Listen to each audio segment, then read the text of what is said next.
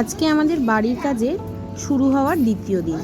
এই যে দেখছো এইখানটাতে প্রচুর বস্তা, এইগুলো হচ্ছে কি যে তোমার পাশে একজনদের বাড়িতে কাজ হচ্ছিল, তো ওদের স্টোন চিপগুলো এখানেই রাখা ছিল, তখন এটা আমাদের ফাঁকা ছিল বলে, অনেকদিন ধরে পড়েছিল বলে সেই বস্তাগুলো চেঞ্জ করে নতুন বস্তায় রেখে দেওয়া হচ্ছে। এগুলো আমরা নিয়ে নেব, আর কতগুলো বস্তা হচ্ছে সেই বুঝে ওদেরকে পয়সা দিয়ে দেওয়া হবে।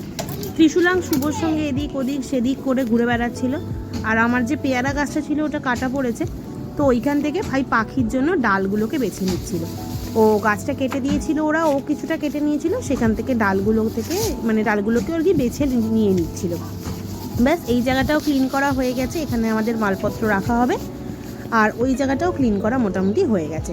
এবার যারা কাজ করছিলেন সেই দাদারা ওই স্টোন চিপগুলোকে বয়ে ওই ফাঁকা জায়গাটার মধ্যে শিফট করিয়ে দিচ্ছিল, বলছিল যে এইখানটা আর কি পরিষ্কার করে দেওয়া হবে সেই জন্য। কিগুলো শুভ নিয়ে যাবে। ওই তো ওইখানে ছাড়া ও তো খেয়ে গিয়ে শুয়েছে, আর এরা কাটতে শুরু করে দিয়েছিল।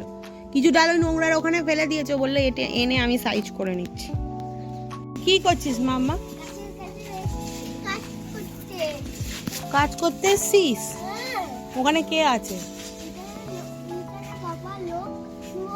পাপা লোক আর শুভ আছে। এই কাজগুলো আসলে অন্যজনদের, মানে তখন ওদের বাড়ি হচ্ছিল, আমাদের এখানটায় রেখেছিল, তো সেই জন্যই আর কি এবারে বস্তাটা গোনা হচ্ছে, সেই হিসেবে পয়সা দেওয়া হবে।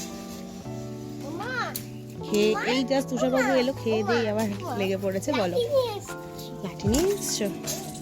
আর ওখানে শুভদা আমাদের পাখির জন্য তার পাখির ব্যবস্থা সে নিজেই করে নিচ্ছে আর কি। ফুল দমে কাজ চলছে।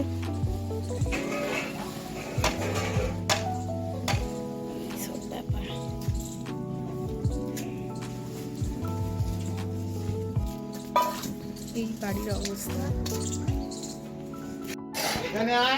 কি আছে ওর ভিতরে? কতটা আছে? কটা আছে? আমি ভিডিও করে রাখি। প্রুফ বলছি প্রুফ।